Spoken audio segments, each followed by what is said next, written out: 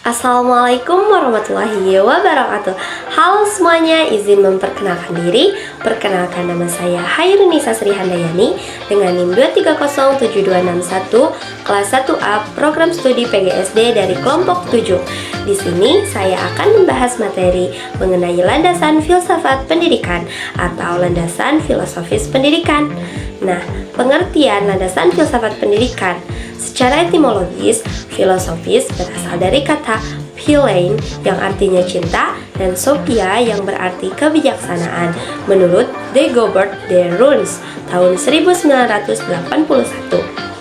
Landasan filosofis pendidikan merupakan asumsi filosofis yang dijadikan acuan dalam rangka studi dan praktik pendidikan dengan berbagai macam aliran seperti idealisme, realisme, pragmatisme, Pancasila, dan sebagainya. Kemudian, ada pengertian landasan filsafat pendidikan. Apa sih landasan filsafat pendidikan itu?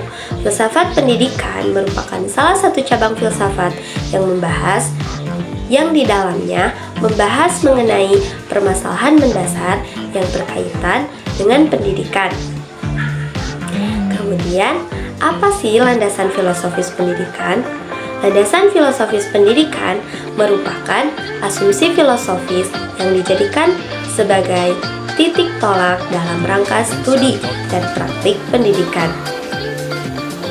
Dengan demikian, landasan filosofis pendidikan sebagai hasil studi pendidikan tersebut dapat dijadikan sebagai titik tolak dalam rangka studi pendidikan yang bersifat filsafat, yaitu pendekatan yang lebih komprehensif, spekulatif, dan normatif. Next. Baik, setelah kita mengetahui definisi tentang landasan filsafat pendidikan, selanjutnya saya akan membahas mengenai karakteristik landasan filsafat pendidikan.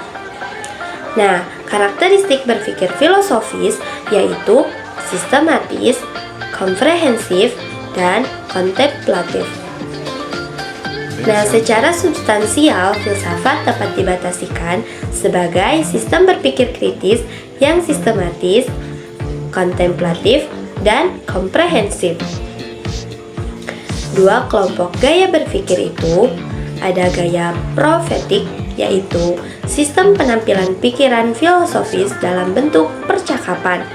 Dan yang kedua ada gaya naratif, yaitu merupakan sistem penampilan berpikir filosofis dalam bentuk penguraian. Karakteristik landasan pendidikan yaitu tentang konsep-konsep atau gagasan-gagasan yang bersifat normatif atau perspektif. 4 gaya profetik dalam karakteristik landasan filsafat pendidikan yaitu yang pertama ada dialog atau percakapan antara dua orang atau lebih. Kemudian yang kedua ada percakapan atau dialog antara guru dengan muridnya. Yang ketiga, bentuk dialog dalam bentuk kritik langsung. Dan yang keempat, untuk lainnya berdiskusi tentang usulan pemikiran. Kemudian ada ragam gaya naratif dalam karakteristik landasan filsafat pendidikan, yaitu ada gaya uraian akademis, gaya uraian deskriptif, gaya uraian dalam bentuk pribahasa, dan yang terakhir ada gaya uraian pengetahuan. Karakteristik filsafat ada objek yang dipelajari dalam filsafat, kemudian proses berfilsafat, tujuan filsafat, hasil filsafat, penyajiannya, dan sifat kebenaran. Selanjutnya, peran landasan filsafat pendidikan yaitu memberikan rambu-rambu apa dan bagaimana seharusnya pendidikan dilaksanakan. Rambu-rambu tersebut bertolak pada kaidah metafisika, epistemologi, dan aksiologi pendidikan sebagaimana studi dalam filsafat pendidikan. Landasan filosofis pendidikan tidaklah satu, melainkan ragam, sebagaimana ragamnya aliran filsafat. Oleh sebab itu, dikenal adanya landasan filosofis pendidikan idealisme, landasan filosofis pendidikan pragmatisme, dan lain sebagainya. Dengan dikenal adanya landasan filosofis pendidikan idealisme, landasan filosofis berpendapat bahwa pengetahuan yang benar diperoleh manusia melalui pengalaman dia. Aplikasinya, penganut realisme mengutamakan metode mengajar yang memberikan kesempatan kepada para siswa untuk memperoleh pengetahuan melalui pengalaman langsung. Misalnya, melalui observasi, praktikum, dan lain sebagainya. Atau pengalaman secara tidak langsung, seperti melalui membaca laporan-laporan hasil penelitian dan lain sebagainya. Selanjutnya ada cabang landasan filsafat pendidikan. Yang pertama ada metafisika, yang merupakan filsafat yang meninjau tentang hakikat segala sesuatu yang terdapat di alam ini. Metafisika dalam kaitannya dengan manusia ada dua pandangan, yaitu yang pertama, manusia pada hakikatnya adalah spiritual, yang ada adalah jiwa atau roh, yang lain adalah semu. Pendidikan berkewajiban membebaskan jiwa dari ikatan semu, dan pendidikan adalah untuk mengaktualisasi diri. Pandangan ini dianut oleh kaum idealis, skolastik, dan beberapa realis. Kemudian yang kedua, manusia adalah organisme materi. Pandangan ini dianut oleh kaum naturalis, materialis, eksperimental, pragmatis, dan beberapa realis. Pendidikan adalah untuk hidup. Pendidikan berkewajiban memuat kehidupan manusia menjadi menyenangkan. Kemudian, cabang yang kedua yaitu epistemologi, yang merupakan filsafat yang membahas tentang pengetahuan dan kebenaran. Ada 5 sumber pengetahuan, yaitu yang pertama, ada otoritas yang terdapat dalam ensiklopedi. Kemudian yang kedua ada common sense yang ada pada adat dan tradisi. Yang ketiga ada intuisi yang berkaitan dengan perasaan. Dan yang keempat ada pikiran untuk menyimpulkan hasil pengalaman. Kemudian cabang landasan filsafat yang ketiga ada filsafat logika, merupakan filsafat yang membahas tentang cara manusia berpikir dengan benar. Dengan memahami filsafat logika, diharapkan manusia bisa berpikir dengan mengemukakan pendapatnya secara tepat dan juga benar. Yang keempat, cabang yang terakhir yaitu ada filsafat etika, yang merupakan filsafat yang membahas mengenai tingkah laku manusia, baik dan buruknya. Filsafat etika sangat besar mempengaruhi pendidikan, sebab tujuan pendidikan yaitu untuk mengembangkan perilaku manusia, antara lain efeksi peserta didik. Oke, selanjutnya ada permasalahan filsafat.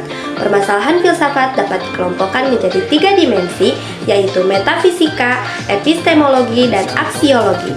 Permasalahan yang pertama ada permasalahan metafisika yang dibahas berkenaan dengan masalah ontologis dan antropologis pendidikan yang menyangkut permasalahan tujuan pendidikan dan hakikat manusianya.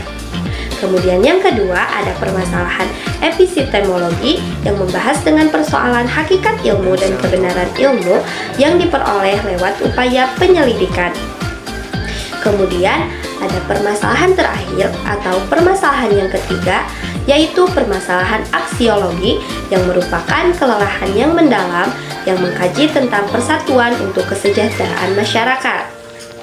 Baik, untuk materi selanjutnya yaitu ada proses berfilsafat. Proses berfilsafat terbagi menjadi 4 proses, yaitu yang pertama ada logis, yaitu berpikir dengan menggunakan logika atau undang-undang berpikir, yaitu melalui 3 tahap. 1. Pemahaman, kedua keputusan, dan yang terakhir adalah argumentasi. Yang kedua adalah sistematis, yaitu berpikir melalui alur yang sistemik sehingga ditemukan adanya koheren atau saling runtut di antara satu pertanyaan dengan pertanyaan lainnya. Kemudian proses yang ketiga ada radikal, yaitu berpikir sampai kepada akar masalah. Dan yang terakhir ada universal, berpikir secara umum bukan secara khusus. Di sini perbedaannya ilmu berpikir secara khusus, sedangkan filsafat berpikir secara umum. Oke, selanjutnya ada landasan filsafat pendidikan meliputi 1. Realisme pendidikan. Realisme pendidikan merupakan pentingnya pengajaran yang berdasarkan pengetahuan yang nyata. Intinya, ajaran ini dapat diterima sebagai kebenaran dan gagasan ini dapat mendukung pandangan bahwa ada eksistensi independen di dunia nyata yang dapat kita pelajari. Kemudian, yang kedua ada idealisme pendidikan. Idealisme pendidikan memiliki tanggapan bahwa gagasan-gagasan adalah dasar pendidikan. Tujuan pendidikan untuk mengembangkan potensi manusia, pemikiran, etika, moralitas yang berperan penting dalam proses pendidikan. Kemudian, yang ketiga ada pragmatisme pendidikan. Nah, pada bidang ini lebih mengarahkan kepada pengalaman dan pengaplikasian pendidikan. Pragmatisme memiliki pandangan bahwa pendidikan merupakan sarana untuk memecahkan masalah untuk memperoleh tujuan yang praktis dalam kehidupan sehari-hari. Kemudian yang keempat ada perennialisme pendidikan. Perennialisme pendidikan berlandaskan pada pengetahuan klasik dan kebijaksanaan yang telah ada selama berabad-abad. Pendidikan dalam sudut pandang ini bertujuan untuk memperkenalkan siswa kepada warisan budaya dan pemikiran manusia yang relevan. Kemudian, yang kelima ada eksistensialisme pendidikan yang lebih mengarah kepada pentingnya individu kebebasan dan tanggung jawab pribadi dalam bidang pendidikan. Pendidikan dalam perspektif eksistensialis menekankan pengembangan individu sebagai individu yang unik. Kemudian yang keenam ada konstruktivisme pendidikan. Konstruktivisme pendidikan berfokus pada peran aktif siswa dalam konstruksi pengetahuan. Pendidikan menjadi proses di mana siswa membangun pemahaman mereka sendiri melalui interaksi dengan materi pembelajaran dan lingkungan belajarnya.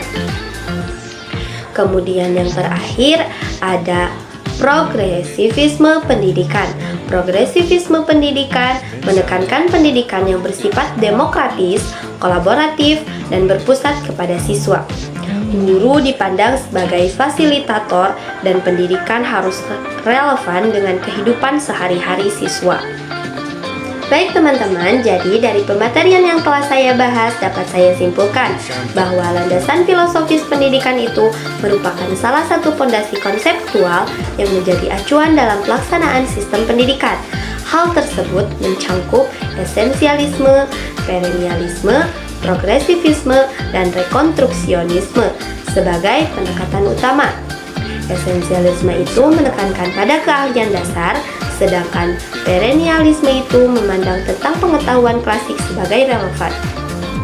Sementara progresivisme itu lebih menekankan pembelajaran melalui pengalaman langsung, dan rekonstruksionisme melihat pendidikan sebagai alat untuk mengubah masyarakat. Nah teman-teman, sekian materi dari saya. Semoga materi yang telah saya bahas kali ini bisa bermanfaat bagi kita semua dan juga bisa menambah wawasan kita yang tadinya tidak tahu sekarang menjadi tahu dan yang sudah tahu menjadi lebih tahu. Mohon maaf apabila dalam penyampaian materinya ada yang kurang tepat atau kata yang kurang berkenan. Dari saya sekian. See you in the next video. Saya pamit undur diri. Wassalamualaikum warahmatullahi wabarakatuh.